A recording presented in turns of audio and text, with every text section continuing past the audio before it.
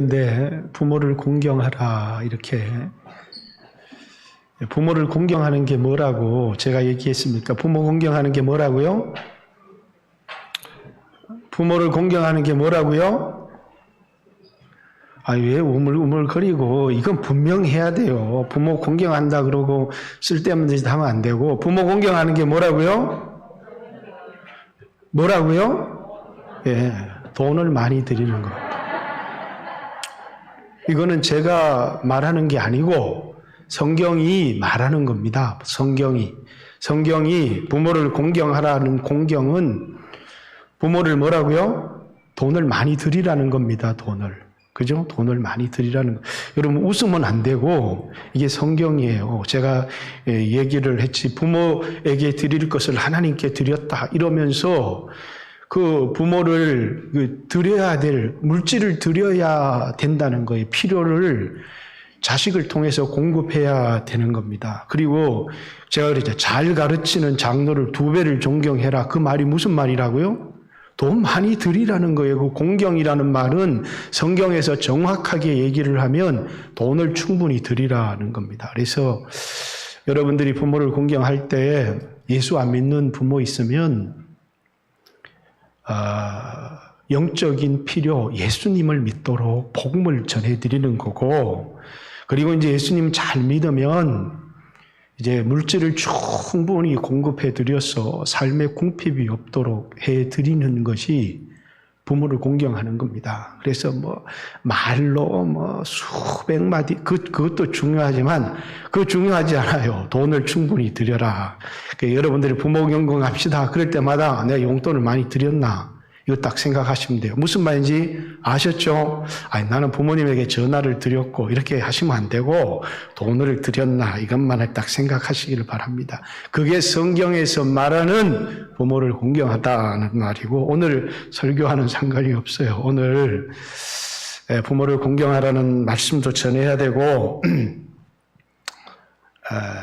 또 우리 자녀에게 믿음을 대를 잇자는 말도 해야 되지만 제가 코로나가 발생을 하면서 우리 교회에 필요한 게 복음이다. 다시 복음을 들어야 된다. 그래서 코로나 끝날 때까지는 복음만 전하자. 이렇게 생각을 하고 이 본문을 선택해서 전한 게 8번째입니다. 그래서 얼마를 더 갈지 모르지만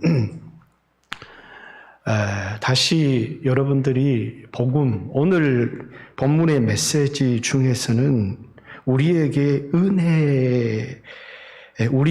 주신 은혜대로라는 이 말씀, 많은 말씀이 있지만 하나님이 우리에게 뭔가를 공급해 주시는 분이라는 사실이에요.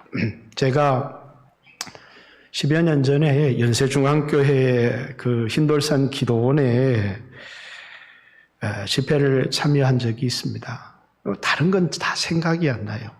딱 하나 생각나는 예화가 하나 있는데 제 논에 가뭄이 들어서 논이 쩍쩍 갈라져서 벼가 누렇게 떴는데 아무리 벼를 향해서 조금만 더 참아라, 힘을 내라 소용이 없다는 겁니다.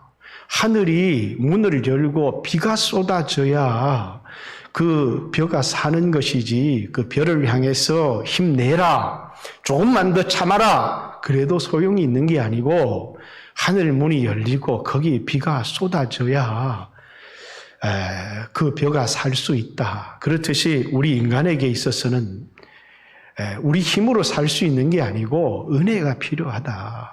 하나님이 우리에게 은혜를 주셔야 산다라고 하는 그 말씀, 그 예화가 생각이 납니다. 저는 TV를 집에서 이렇게 한번 볼 때마다 그 여러 선교단체가 아니고 이렇게 굿 네이버스 또는 컴패션 이런 단체들이 외국에 가서 이렇게 찍어서 보여주는 영상 있잖아요. 그죠? 여러분 그런 것을 한두 편은 다 보셨을 겁니다. 여러분 그걸 이렇게 보면서 여러분 뭘 느꼈어요? 공통된 게 하나 있어요. 그걸 쭉 보면 공통된 게 있는데 어떤 공동점을 가지고 있느냐면 부모가 없다는 거예요, 아이들이. 부모가 있어도 병든 부모이거나 부모가 죽었거나 아니면 부모가 너무너무 보살피기 힘들고 어려워서 그냥 도망을 가버렸거나 전부 다 이런 경우입니다.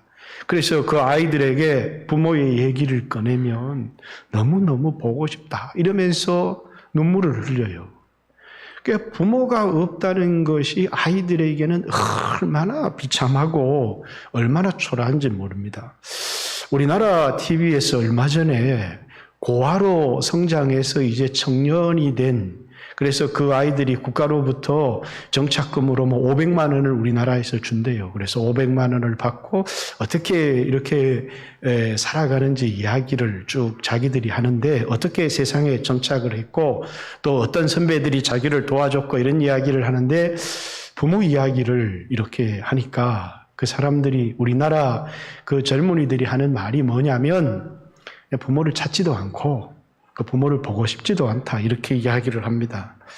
그리고 우리나라 이 고아원에 가서 부모님 얘기를 하면 다 원망을 합니다.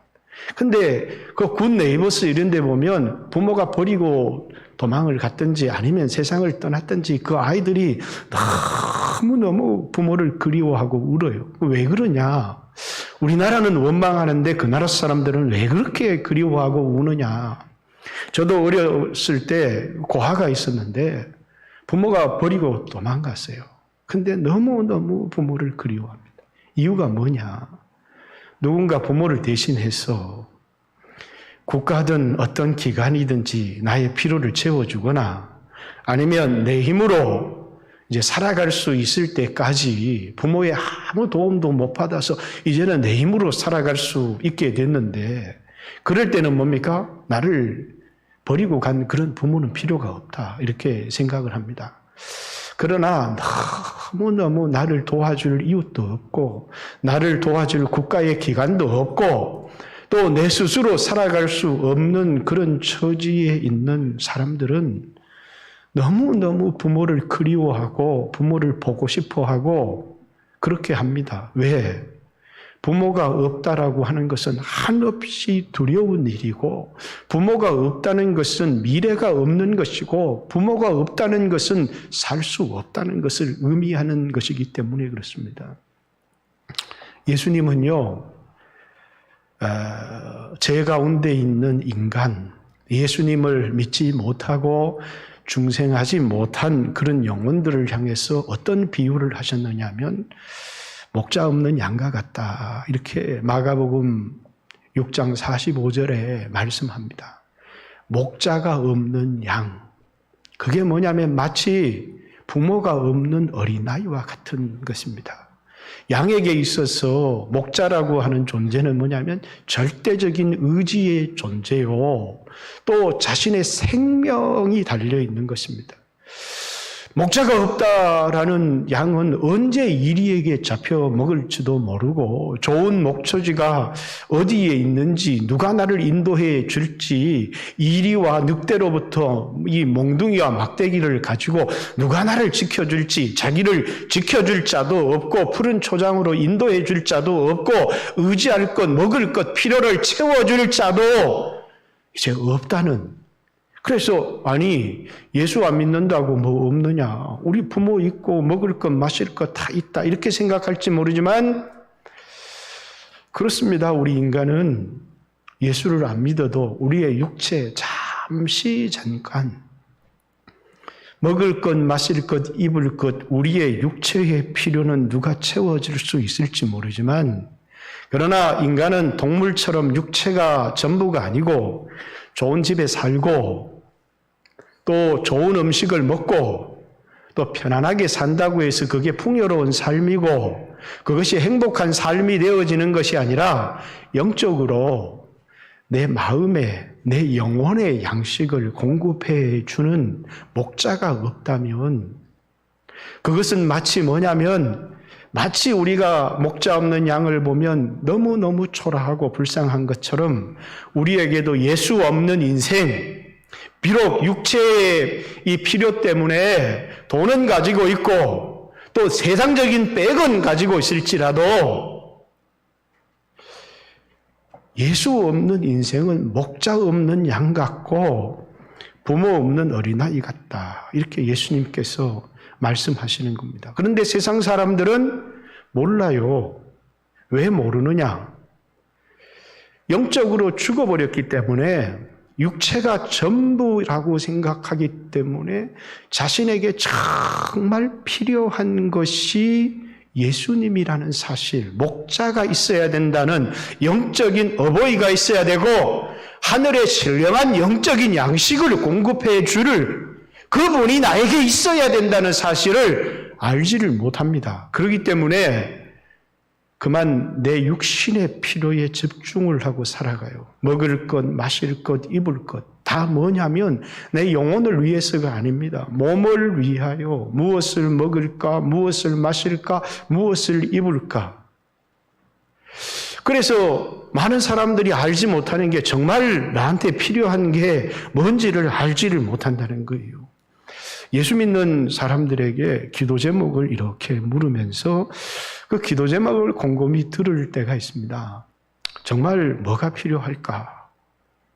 그래서 저 사람이 나는 이런 게 필요합니다. 나는 이런 게 필요합니다. 그런 이야기를 제가 많이 듣고 그것을 위해서도 기도하지만 저 사람에게 정말 필요한 건 그게 아니고 이런 게 필요해 라는 생각이 들 때 기도 제목을 들으면서 저 사람이 필요로 하는 게 아니고 저 사람이 정말 필요로 하는 건 이거야 라는 생각이 들 때가 많이 있습니다. 왜냐하면 많은 사람들이 정말 자신이 뭐가 필요한지를 알지를 못하고 살아가고 있기 때문입니다. 그렇기 때문에 뭐라고요? 야, 돈이 필요하다. 또는 좋은 대학이 필요하다. 그러면서 육신적인 필요만 있으면 자신에게 풍요로운 삶이 되어질 것이라고 생각하지만 그 사람에게 정말 필요한 것은 물론 그런 육신의 필요도 있지만 영적인 필요가 필요한 거죠. 저는 하나님 앞에 살아가면서 내가 뭘 필요로 하나? 저도 돈이 아쉬우면 돈도 필요로 하지만 정말 나에게 필요한 것 그러면 알기는 아는데 아는 대로 사라져지지가 않아요. 무엇이 옳은지는 알고 또 무엇이 정말 하나님을 기쁘시게 하는 삶인 줄은 아는데 그렇게 살아갈 능력이 나에게 없는 거예요. 내게 필요한 건 지식이나 내게 필요한 건 어떤 새로운 어떤 그런 가르침이 내게 필요한 게 아니라 하나님 나에게 가르침도 필요하지만 나에게 능력이 필요합니다. 말씀대로 살아갈 수 있는 그런 능력이 성도들에게 말씀을 가르치고 이렇게 살아야 된다고 하는데 정작 내 안에 있는 깊은 고뇌와 갈등은 뭐냐면 가르치지 못해서가 아니라 그렇게 살아갈 능력이 나에게 없기 때문에 그래서 하나님 앞에 엎드리면 뭘 깨닫게 해 주십시오. 이것도 중요하지만 주님 나에게 능력을 주십시오. 그 능력이라는 것은 씩 하면 귀신이 떠나가고 손을 얹으면 막 안진뱅이가 일어나고 이런 다른 사람을 치유할 수 있는 능력도 선교를 위해서 필요하지만 말씀대로 살아갈 수 있는 그런 힘을 나에게 주십시오. 알기는 아는데 말씀대로 살아갈 능력이 나에게 없습니다. 나에게 성령의 충만함을 주십시오. 내 모습을 바라보니까 마치 에스겔 골짜기의 마른 뼈와 같은 내 모습을 봅니다. 주님 생기가 불어왔어. 그 마른 뼈와 같은 그 죽어 있었던 사람들이 하나님의 큰 군대로 일어나는 것처럼 주여 나에게도 하늘의 생기가 불어왔어. 그래서 내 힘으로는 몸부림치고 해봤지만은 마른 뼈와 같은 그런 내 자신을 바꿀 힘이 나에게는 없습니다. 그래서 주님 정말 하늘로부터 생기가 하늘로부터 바람이 초대교회에 급하고 강한 바람 같은 성령이 그 모인 사람들에게 임하여서 부흥의 역사가 일어났던 것처럼 나에게도 하늘로부터 바람이 불어와서 그것이 남쪽에서부터 바람이 불어오면 이 겨울에 메말랐던 나무에 싹이 나듯이 이것은 남쪽에서부터 불어오는 바람이지만 하늘로부터 불어오는 급하고 강한 이런 바람이 내 영혼 가운데 불어와서 우리 교회 가운데 불어와서 한국 교회 가운데 불어와서 다시 이런 생명을 얻게 되는 것이 나에게 필요합니다. 왜? 곰곰이 내 자신을 돌아보면 돈도 필요합니다. 또 건강도 필요합니다. 건강도 너무 부족하고 돈도 부족하고 하지만 내 자신을 돌아보면 난 정말 필요한 게 뭐냐면 내가 마치 에스겔 골짜기에 그 마른 뼈와 같다 그 말입니다. 그래서 정말 성령의 바람이 불어왔으면 좋겠습니다. 이런 기도를 하나님 앞에 드릴 때가 참 많아요. 그런데 사람들은 정작 어떤 사람들은요, 육신적으로 살아있지만 영적으로는 완전히 죽은 사람들은 육신의 필요에 대해서는 너무너무 민감합니다. 그러나 자신의 영적인 필요가 뭔지는 전혀 알지를 못하는 것이거든요. 그래서 육신적으로 죽어 있는 그런 사람들의 모습을 예수님이 목자 없는 양 같다 이렇게 얘기를 했지만 에베소서 2장에는 허물과 죄로 죽었던 이렇게 얘기하죠. 예수 아직 믿지 않은 사람들은 죽어 있는 상태라는 것입니다. 언제 우리가 죽었습니까? 라고 이렇게 말하면 몸이 죽어 있었다는 이야기가 아니라 영적으로 죽어서 말씀에 반응할 수가 없고 하나님께 반응할 수가 없고 문화에 반응을 하고 육체와 마음이 원하는 대로 정욕대로 살아가는 삶이었다. 사람들은 풍요로운 삶, 풍성한 삶을 좋은 차를 타고 기름진 음식을 먹고 따뜻한 옷을 입고 그렇게 다른 사람 위에 군림하며 살아가는 삶이 풍요로운 삶이고 그것이 행복한 삶이다 이렇게 말할지 모르지만 예수님은 뭡니까? 그건 완전히 죽은 삶이고 동물 같은 삶이고 아무런 가치가 없는 사람은 영적으로 살아야 되는데 사람답게 살아야 되는데 사람이라고 하는 말이 사람, 사는 영이라는 거예요. 영적인 존재인데 아담이라는 것입니다. 그런데 사람답게 살지 못한다는 거예요. 왜? 육적인 필요만 있으면 행복하다 이렇게 생각하는 것입니다. 그래서 많은 사람들이 끊임없이 이 세상에서 자신의 육적인 필요를 위해서 산다라는 것입니다. 근데 예수님께서 이 세상에 오신 이유가 우리에게 물질도 좀 더 많이 주시고 공부 못하는 우리 자식 머리도 좀 좋게 해주셔서 공부도 좀 잘하게 해주시고 이런 것도 예수님이 우리에게 주시지만 그건 예수님이 이 땅에 오셔서 십자가에 피 흘리지 않아도 우리에게 지혜를 주실 수 있는데 그분이 왜 육체를 입고 이 땅에 오셔서 피 흘려 죽으시면서까지 우리에게 주시려고 한 것 그게 뭐냐는 거예요. 내가 온 것은 양으로 생명을 얻게 하고 풍성히 그것을 누리게 하려 함이라 라고 요한복음 10장 10절에 예수님이 이 세상에 온 이유가 뭐냐면 우리에게 생명을 주려고 한다는 거예요. 정말 주려고 하는 것은 죄 용서함, 그 죄 용서함을 받고 난 다음에 주님과의 깊은 교제를 통해서 얻게 되어질 생명을 우리에게 주시려고 한다는 거예요. 그래서 죄 용서는 하나님과 교제를 위한 수단이고 그 하나님과의 교제, 믿는 사람에게 하나님께서 성령을 주시는 겁니다. 성령. 그 성령이 예수 믿는 사람에게는 생명이고 예수 믿는 사람에게는 그게 능력이에요. 하나님이 사람을 지으시고 그리고 흙으로 사람을 지으셨는데 그때까지는 그냥 흙이에요. 그 코에다가 호흡을 하고 불어넣으시니 사람이 생명이 된 겁니다.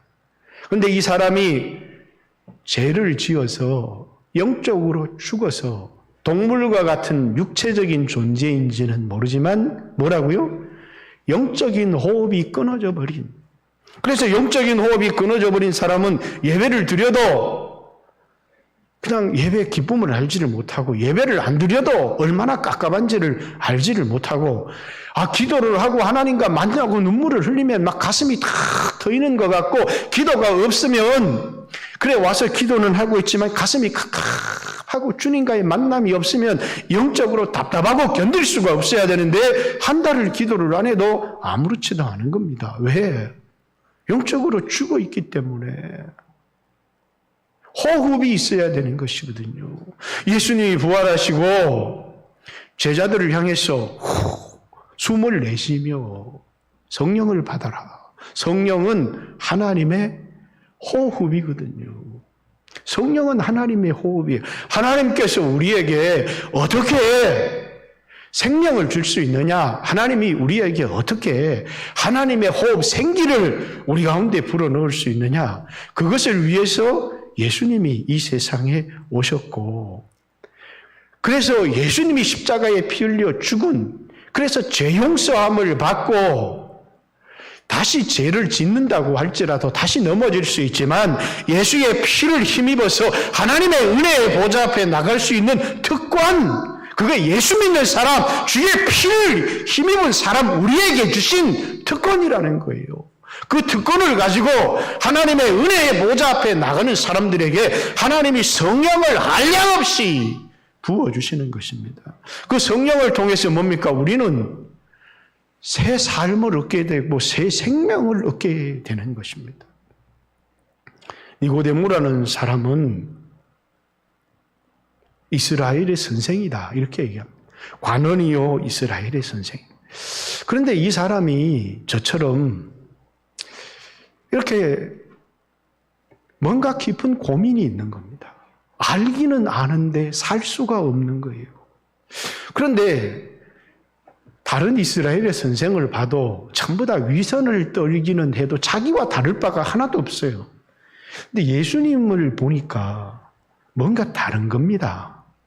그래서 다른 사람의 눈을 의식해서 한밤에 예수님을 찾아와서 이렇게 묻는 겁니다. 예수님, 하나님이 당신과 함께 하는 것이 분명합니다. 하나님이 당신과 함께 하지 않으면 당신이 행하는 이런 일을 행할 수가 없습니다. 당신에게는 다른 사람에게 없는 생명이 있고 능력이 있습니다. 그러면서 뭐라고요? 내가 다 알기는 다 아는데 이스라엘의 선생인데 나에겐 그 생명, 그 능력이 나에게 없는데 어떻게 해야 나도 당신처럼 그런 능력을 얻을 수 있겠습니까? 이런 질문을 하고 싶은 겁니다. 근데 예수님께서 말을 끊으시면서 하시는 말씀이 사람이 거듭나지 않으면 하나님 나라를 볼 수가 없다. 이렇게 얘기를 하는 겁니다. 깜짝 놀라는 거죠. 왜? 수없이 하나님의 말씀을 들었는데 거듭나라는 말은 들어본 적이 자신에게 없기 때문입니다. 그러니까 아주 우스꽝스러운 질문을 합니다.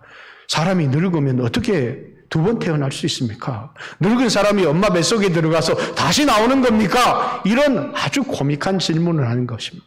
예수님께서 사람이 물과 성령으로 거듭나지 아니하며 이렇게 육으로 난 것은 육이요 영으로 난 것은 영이니 내가 내게 두 번 태어나야 되겠다는 말을 기이 여기지 말라. 사람 두 번 태어나야 된다는 거예요. 한 번은 엄마 아버지가 결혼을 해서 내 육체가 태어나는 것이고 한 번은 하늘로부터 성령이 부어져서 그래서 태어나는 것이라는 것입니다. 다시 말해서 하나님의 호흡을 통해서 우리 안에 중생이라고 하는 육체가 태어나는 것이 아니라 우리의 영이 새롭게 되어지고 우리의 마음이 새롭게 되어지는 우리 안에의 변화가 일어나야 된다는 겁니다.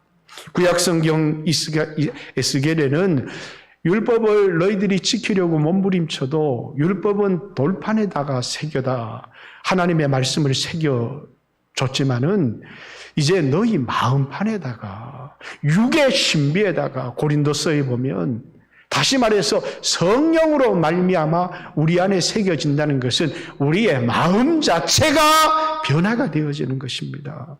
몸부림쳐도 어찌할 수 없는 게 우리의 마음이고 우리 이 마음 깊은 곳 카르디아의 중심에 죄성이 있는데 이걸 어떻게 할 수가 없더라는 것입니다. 그런데 하나님의 성령이 부어질 때 여전히 우리 가운데 죄성 옛사람이 남아있기는 하지만 뭐가 일어난다는 거예요? 변화가 우리 안에 일어난다는 거예요. 그러면서 하늘 문이 열리면서 그 하늘의 은혜가 우리 마음에 부어지는데 여러분 은혜를 받아보셨습니까? 여러분 인생을 살아가면서 한번 은혜를 받아본 사람들은 그 은혜의 체험을 다 가지고 있을 겁니다. 어떤 사람이 빚쟁이의 독촉을 얻어가지고 또 직장을 잃어서 또 어떤 사람이 암병에 걸려서 너무너무 자기 자신이 두렵고 그리고 이제 내 인생이 끝났나 보다 이렇게 생각하고 저 오살리 기도원에 가서 일주일 동안 부흥에 참석하고 오더니 사람의 눈빛이 달라져서 오는 겁니다. 상황은 달라진 것이 하나도 없는데 마음의 은혜를 받으니까 암덩어리도 하나도 문제가 안 되고 직장을 잃은 것도 하나도 문제가 안 되고 자기가 처한 위기도 하나도 문제가 안 되고 그러면서 뭡니까? 어디서 그런 힘이 생겼는지 어디서 그런 용기가 생겼는지 아니 성령이 없다고요? 아니 은혜가 없다고요? 어떤 사람은 세뇌를 당했다고 이야기를 합니다. 여러분 세뇌가 사람을 그렇게 바꾸는 게 아닙니다. 하늘의 은혜를 맛보고 성령이 우리 가운데 임하시면 예전에는 육에 속했을 때 내가 세상에 속했을 때는 뭡니까?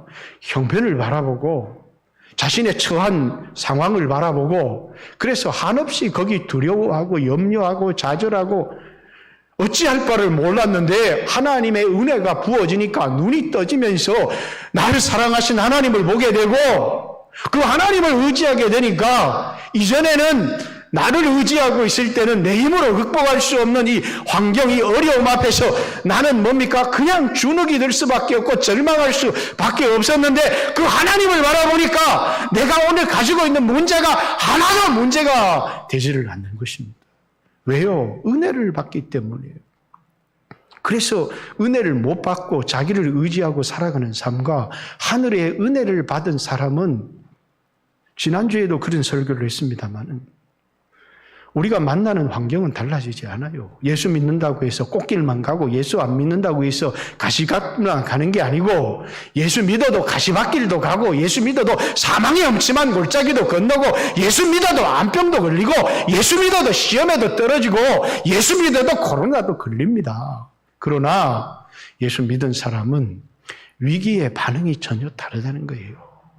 좋은 일을 만날 때 거만하고 자랑하지 않고 하나님께 감사하고 영광을 돌리고 또 어렵고 힘든 일을 만날 때 좌절하고 낙심하지 않고 기뻐하며 하나님을 찬양하고 왜? 나를 의지하지 않기 때문이죠.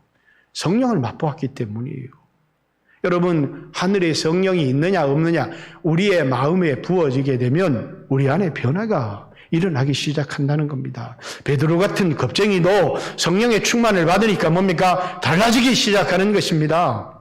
그에게 지혜가 생기기 시작하고 모든 두려움이 사라지고 용기가 생겨나기 시작하고 그러면 아무것도 없는 게 힘만 내서 못하느냐? 아무것도 없는 게 아니에요. 돈이 있는 사람은 돈이 힘이 되는 거고 권력이 있는 사람은 권력이 힘이 되는 건데 세상 사람들의 눈에 보이지 않지만 하나님이 나와 함께 하신다는 것은 하나님이 내 힘이 되는 것이고 하나님이 내 보복이 되는 것입니다. 다윗 같은 사람이 어리석은 사람입니까? 전쟁에 나가서 누가 뭐나 군사력으로나 형편으로는 이길 수가 없는데 하나님이 내 힘이십니다. 나의 힘이 되신 여호와여 내가 주를 의지합니다. 이러니까 전쟁통에서 많은 말을 가지고 있고 많은 군사를 가지고 있는 사람들이 막 쓰러지는 겁니다. 도대체 왜 이런 일이 일어나는가 설명할 수 없지만 보이지 않는 하나님이 다윗과 함께 하시는 겁니다. 다윗의 전쟁터마다 기이한 도우심이 다윗과 함께 하더라. 왜 기이하다고 합니까? 보이지 않으니까. 그러나 보이지 않는 하나님의 손길이 다윗에게 지혜를 주기도 하고 용기를 줄 뿐만 아니라 실제적인 힘이 되어서 그를 구원해 주는 것입니다. 여러분 오늘 우리들도 절망하는 이유가 뭡니까? 오늘 우리는요 쫙쫙 갈라진 그런 밭의 모양처럼 우리 자신의 모습을 보고 절망하고 좌절하고 그러니까 세상 사람처럼 돈도 있어야 되겠다. 돈이 필요합니다. 권력도 필요하고 그러나 우리에게 정말 필요한 것은 하나님이 우리와 함께 계시는 것입니다. 그런데 여러분 예수 믿고 나면 하나님이 우리와 함께 계셔요? 안 계셔요? 계셔요. 문제는 뭐라고요? 믿지를 않아요. 하나님이 당신과 함께 계십니다. 그러면 아멘! 이렇게 힘이 돼야 되는데 하나님이 우리와 함께 계십니다. 예, 알아요. 하나님이 우리와 함께 계시고 하나님 살아계시. 이거 안다니까요. 근데 아무 소용이 없어요. 하나님이 나와 함께 계시. 왜 그러냐고 그러면 하나님이 나 같은 걸 뭐 사랑하시겠냐고. 사랑하시지 않죠. 사랑을 받을 자격이 없어요. 우리가. 왜냐하면 사는 모습을 보니까 만약에 우리의 행위대로 하나님의 사랑을 받았다면 우리가 하는 꼬라지를 보면 하나님이 100번, 1000번도 우리를 떠나고 말았겠지만 하나님은 우리 행위대로 하시는 게 아니고 뭐라고요? 하나님이 은혜로 우리에게 주시는 거예요. 우리에게 구원을 주시는 것도 은혜로, 사명을 주시는 것도 은혜로, 사도로 세워주시는 것도 은혜로, 확신을 주시는 것도 은혜로 우리에게 주시는 분이 있다는 사실을, 하늘 문이 열리고 우리에게 주시는 분이 있다는.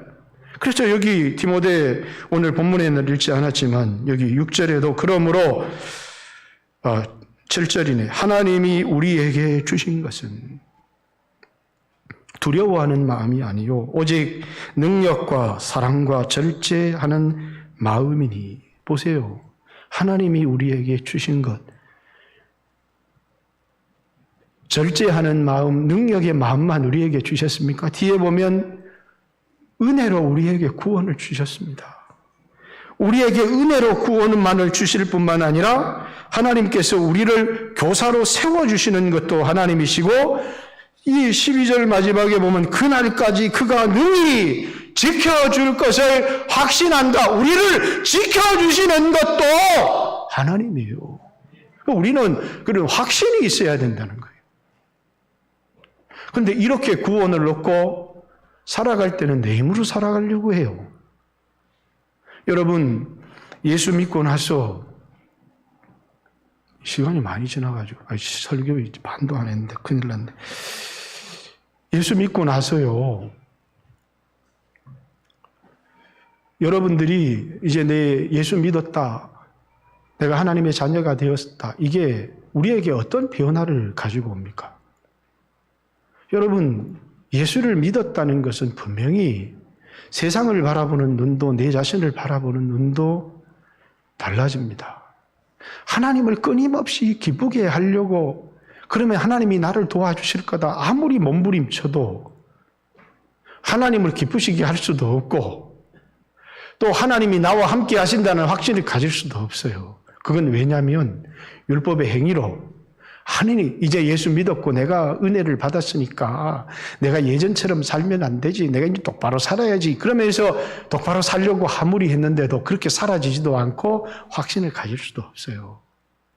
하나님이 나를 사랑하신 것은 내 행위를 보고 하신 게 아니라 은혜대로, 그분의 뜻대로 내가 이 세상에 태어나기 전부터, 내가 어떤 죄를 짓기 전부터 나를 사랑하셨고 작정하셨고 정하신 대로 나를 사랑하고 계신 겁니다. 그러면 나를 이렇게 바라볼 때 내가 똑바로 살아야지 이렇게 생각하는 게 아니고 내 자신의 값어치가 달라진 겁니다. 네 돈이 있냐? 나 하나님이 있다.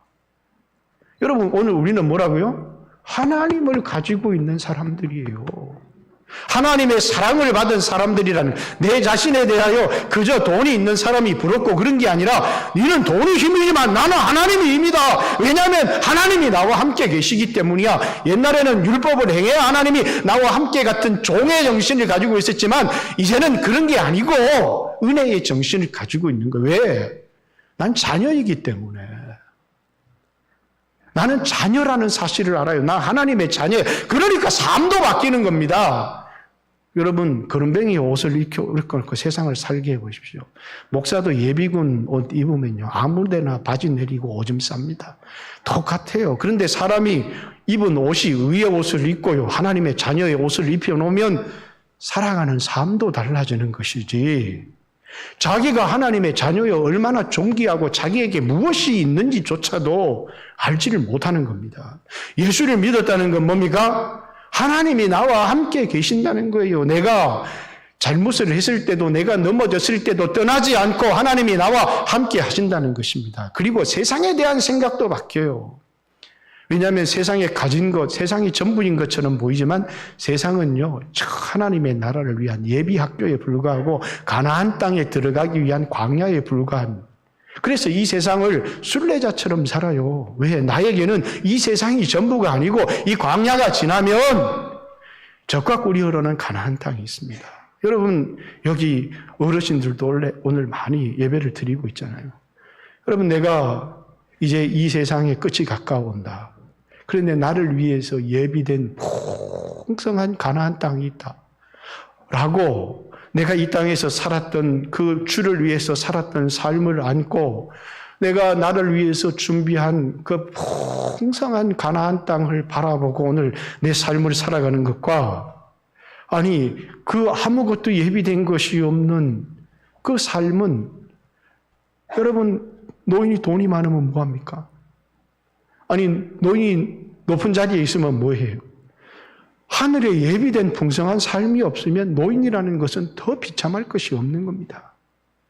그러나 오늘 우리가 비록 노인일지라도 우리는 이 세상에서 믿음으로 살았고 이후에 준비된 풍성한 삶. 왜? 나는 이 세상을 전부로 알고 사는 것이 아니라 이 세상을 나그네로 살았고 순례자로 살았고 그리고 광야처럼 가나안 땅을 예비하는 곳으로 살았고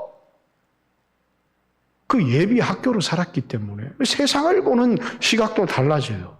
그런데 그만 육신적인 사람은 세상이 끝나면 끝나는 것처럼 천국 믿지요. 있다는 것을 압니다. 그러나 아무도 예비를 안 합니다. 천국이 있대요. 믿는답니다. 그런데 왜 예비를 안 하십니까? 예비를 해야 될 거 아니에요. 근데 그걸 예비하지 않습니다. 자기가 노후가 있다는 걸 압니다. 젊은 날 노후를 예비합니다. 노후가 분명히 있다는 것을 알기 때문에 천국이 있다는 것을 아는 사람은 천국을 예비하잖아요. 여러분, 예수 믿는 사람은 이 세상을 예전에는 예수 믿기 전에는 뭡니까? 우리 엄마 아버지가 결혼해서 하룻밤 자고 나를 낳았다. 그래서 나는 태어났는데 어떤 목적을 갖고 태어난 것이 아니라 그냥 우연히 재수가 좋아가지고 정자와 낭자가 만났는데 수천억 분의 비율로 내가 태어나서 정말 나는 더럽게 재수가 좋은 사람이다 이렇게 생각하고 살아갈지 모르지만 하나님을 만나고 나니까 하나도 우연이 없습니다. 내가 대한민국 땅에 태어난 것도 우연이 아니고요. 옛날에 예수 믿기 전에는 우리 아버지 우리 엄마는 왜 이렇게 지독하게 가난하게 나도 좀 이건희 밑에서 태어났으면 이렇게 살지 않았을 텐데 이렇게 생각했는데 우리 아버지 우리 엄마 밑에 태어난 것도 하나님의 뜻이 있고 왜 다른 사람은 다 건강하게 태어났는데 내 몸에 이렇게 몸에 병이 많을까? 이렇게 약한 몸을 가지고 태어난 데도 하나님의 뜻이 있고 내가 만나는 수 없는 위기가 있지만 그 위기 속에서도 하나님 뜻이 있고 그것을 발견하지 못하는 거예요. 나는 왜 이렇게 재수가 없을까? 이렇게 절망하고 낭망하고 살아가는 게 아니라 하나님을 만나고 나면 내 삶에 우연이 하나도 없어요. 거기서 목적을 발견하는 거, 내 인생의 목적. 그 인생의 목적을 발견해야 인생은 풍성한 삶이 되어지기 때문입니다. 그래서 여러분 우리가 이 코로나의 위기 속에서도 우리 교회에 하나님이 주신 말씀을 여러분에게 전했습니다. 고린도후서 5장 14절 15절 한 사람이 모든 사람을 대신하여 죽은 것은 모든 사람이 죽은 것이다. 그가 모든 사람을 대신하여 죽은 것은 우리로 하여금 다시는 우리 자신을 위하여 살지 않고 우리를 위하여 죽으신 그분을 그래서 이제는 예수 믿는 사람은 목적이 뚜렷합니다. 내가 사는 게 아니라 내 안에 예수가 사는 겁니다. 나를 위해서 사는 것이 아니라 주를 위하여 사는 것입니다. 고린도전서 9장 23절의 말씀처럼 내가 복음을 위하여 모든 것을 행하면 복음에 참여하기 위함이다. 내가 복음을 위하여 사도로 부르심을 입었다. 자신의 목적이 뚜렷한 겁니다. 주 예수께서 내게 주신 사명, 은혜의 복음 증거하는 일을 마치려 하면 내 목숨을 조금 더 귀한 것으로 여기지 않는다. 뭐가요? 성령이 우리에게 임해야 되는 것입니다. 사도 바울에게 성령이 임하니까 바울이 바뀌기 시작하는 겁니다. 옛날에 그처럼 유익하고 소중히 여겼던 것, 세상의 명예, 자신의 신분, 자신의 학벌, 옛날에 열심을 냈던 것, 예수 만나고 나니까 이건 아무 필요가 없어요. 왜? 나한테는 하나님이 계시거든요. 돈이 많다는 것, 높은 지식이라는 것도 새로운 삶이 시작되어지는 것입니다. 새로운 인생의 목표가 시작되어지는 것입니다. 뿐만 아니라 또 새로운 소망도 생기고 하늘에 대한 소망도 생기고 이 땅에 살아가는 동안에 주님이 오실 때 지금 이 모습으로 내가 어떻게 주님을 만나? 그러면서 뭡니까? 거룩하고자 하는 열망도 생기는 것입니다. 그 거룩하고자 하는 열망이 뭡니까? 이 세상을 살아가면서 유혹도 오고 속이고 싶기도 하고 육신의 정욕도 있지만 내가 하나님 앞에 서고자 하는 그 거룩한 열망 때문에 죄를 거부하는 힘도 우리에게 있는 것입니다. 넘어지기도 하고 쓰러지기도 하지만 이 죄가 혹시 발각이 되어서 우리 교회 집사님이 알면 어떡하나 이런 게 아니고 하나님 앞에서 내가 주님이 오시는 그날에 내가 어떤 모습으로 주를 배울까? 그러면서 뭐라고요? 점도 없이 흠도 없이 우리의 영과 혼과 육이 그리스도 예수 오실 그날까지 깨끗하게 보존될 수 있도록 그러면서 죄와 싸우고자 하는 죄와 죽도록 싸우고자 하는 그런 우리 안에 특성도 생겨나는 것입니다. 왜냐하면 우리가 영적인 사람이 되었기 때문에 그렇습니다. 두려움 앞에 굴복하지 않습니다. 목자가 없는 양은 두렵습니다. 부모가 없는 자식은 그보다 불쌍한 게 없습니다. 그러나 하나님은 우리를 목자 없는 양같이 내버려 두시지 않으셨습니다. 창세전에 우리를 선택하셨고 우리를 자신의 자녀로 삼으셨고 버리지 않는다고 말씀하셨고 왜? 확신을 주기 위해서입니다. 오늘 여러분들도 여러분 가운데 계신 예수님을 바라보시길 바랍니다. 여러분이 가지고 있는 것을 붙들고 성을 쌓고 안전하게 지키려고 하는 것도 세상 사람들처럼 중요한지 모르지만 하나님을 바라보십시오. 하나님이 나와 함께 하시는 하나님, 나를 지켜주시는 하나님. 오늘 바울은 감옥의 죽음 앞에 있지만 내가 두려워도 아니한다. 내가 내 자신이 살았던 삶에 대한 부끄러움도 없다. 왜냐하면 그날에 내가 의뢰한 그것을 그분이 지켜주실 것이라고 하는 확신이 나에게 있기 때문에 여러분, 나를 지켜주시는 그분, 내 영혼을 지켜주시는 그분, 오늘 내 삶의 필요를 채워주시는 분, 그분, 내 스스로 먹을 것, 마실 것, 입을 것을 챙기는 것도 중요하지만 아무것도 염려하지 말라고. 그러면서 뭐라고요? 먼저 그의 나라와 그의 의를 구해라. 이 모든 것이 너희에게 있어야 될 줄을 안다. 누가? 너희 아버지가. 너희 목자가. 너에게 목자가 있다는 것. 여러분 확신할 수 있습니까? 여러분 예수를 버렸어도 세상에 성공을 얻으려는 사람들이 있습니다. 왜? 실제적이지 않거든요. 예수를 믿는다는 게 나에게 평안을 가져다 주지 못하고 두려움을 없애지 못하고 용기를 주지 못하고 힘을 주지를 못하는 겁니다. 성령이 임하여야 하나님이 실제가 되어서 내가 오늘 어려움 가운데 있지만 두려워하지 않고 절망적인 환경 가운데 있지만 소망이 있는 겁니다. 도대체 당신은 왜 그렇게 기뻐하십니까? 당신의 그 용기는 어디서 나온 겁니까? 당신의 그 소망은 어디에 있습니까? 그러면 당신이 보이지 않지만 나는 하나님이 계십니다. 이렇게 소망의 이유를 묻는 자들에게 대답할 것이 있어야 되는데 그만 그게 없는 겁니다. 예수는 그냥 책 속에 든 그냥 그림의 떡 같은 그림의 떡이 내 배를 부르게 할 수 있습니까? 그림 속에 든 황금이 나를 부유하게 할 수 있습니까? 예수는 그림의 떡이 아닙니다. 영적인 사람들에게 그분은 살아계신 하나님이요 실제 하시는 분이라는 거예요. 그러니까 사람들은 난 눈에 보이는 돈을 붙들래. 그러면서 예수를 버리고 세상에 돈을 붙들고 가는 사람들. 여러분 믿음의 사람들은요 예수 없는 성공은 모래 위에 지은 집과 같습니다. 예수 없는 부여는 모래 위에 지은 집과 같습니다. 돈이 세상의 성공이 내 기틀이 되고 내 반석이 될 수가 없다는 겁니다. 오직 예수 그리스도만이 내 의지가 되시고 내 목자가 되시고 내 부모가 되시고 내 반석이 되시고 나의 모든 것이 되시는 분이라는 사실을 알고 예수님을 의지하고 세상에 의지할 것을 가진 사람을 두려워하지 않고 예수님을 믿고 붙드는 여러분들 되시기를 주님의 이름으로 축복합니다.